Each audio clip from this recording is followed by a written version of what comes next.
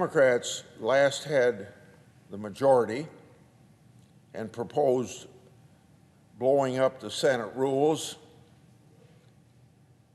and the historic way that the Senate has worked. I gave a series of speeches explaining how the father of the Constitution, James Madison, intended for the Senate to be a deliberative body. In other words, a break on the hot passions that occur in the House of Representatives.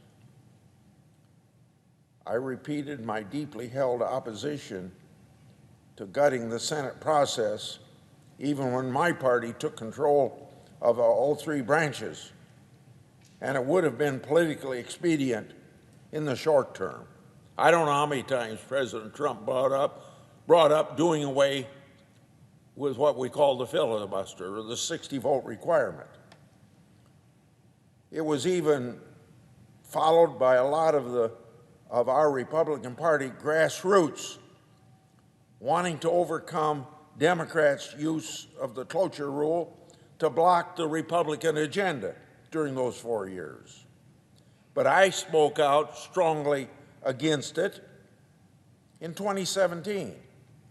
Over half of the current Democrat senators signed a letter calling for preservation of the current rules requiring 60 votes to stop debate, for considering the legislation despite the use of nuclear option for nominees. I agree with President Biden's position in 2005, reflecting on the same understanding that I have of the Constitution and the role of the Senate as envisioned by James Madison.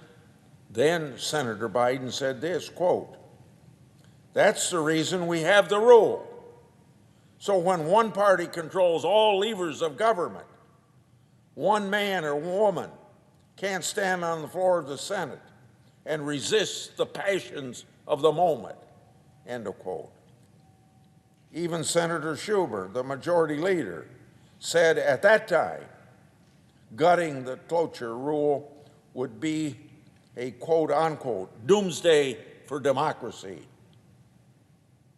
Doomsday for democracy. Now it seems like Senator Schumer invites that doomsday. Senator Durbin hit the nail on the head as recently as 2018, saying, quote, it would be the end of the Senate as it was originally devised and created, going back to our founding fathers, end of quote. I agreed then, and I agree now. Now the shoe is on the other foot, and Democrats have changed their position. Many, not for the first time. Senator Durbin has now joined the crusade of his Democratic predecessor, Stephen Douglas of Illinois, famous for debating Abraham Lincoln on the issues of slavery. But that Douglas from Illinois also proposed a Senate rule allowing a narrow majority to vote a final vote on bills.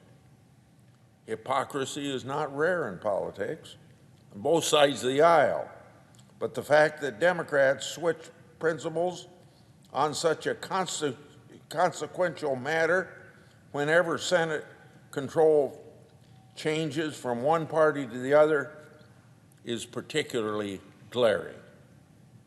The party of Jim Crow, which made liberal use of so-called filibuster just over a year ago to block Republicans' agendas, are now saying falsely it's a relic of Jim Crow.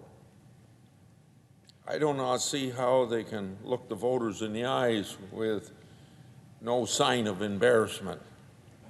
I do not understand why the policemen of our governmental system, the media, isn't roasting them for this hypocritical power grab. I would now like to address a misconception on the cloture motion the 60-vote requirement. The cloture motion requires 60 votes to bring consideration of legislation to finality.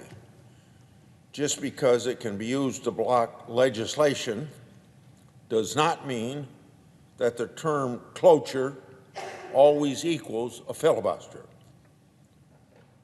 Cloture cuts off not just debate, but the offering of amendments. Voting for cloture also is saying that the Senate has voted on enough amendments. Senators who have amendments important to their state that they want to offer should be voting against cloture to preserve their right to offer amendments as their constituents might desire. Debate and amendments are the hallmark of this democracy, not an obstacle to be swept aside in pursuit of short-term partisan agenda. When Democrats last controlled the Senate with 60 votes, and thereafter, amendment votes became very rare. Even rank-and-file Democrats lost opportunities to represent their states with amendments important to that state. Let's look at the cloture issue another way. Also, many people confuse debate over filibuster with talking nonstop to delay. That's a kind of Mr. Smith Goes to Washington filibuster, the famous movie you know. This has nothing to do with cloture. People who talk about returning to the so-called talking filibuster are confusing two different Senate rules, both called filibuster. Senators have never had to talk until they drop from exhaustion to preserve their right to amend bills, so the talking filibuster rhetoric is nonsense. Democrats have convinced themselves, or at least their activist base, and done it falsely, that our democracy is in crisis, and so it is absurd to say only one party, unilateral governments, can save democracy. But once an exception is made, and they're talking about that exception just for this voting rights bill, but once an exception is made to the right of all senators to debate and to amend legislation, there seems to be no going back. You learned that. Democrats learned that in 2013 when they abolished the 60-vote requirement on district and circuit court judges, and they lived to regret it 4 years later when Republicans did the same thing when we had a Supreme Court justice up. It's a slippery slope that you should not let come about.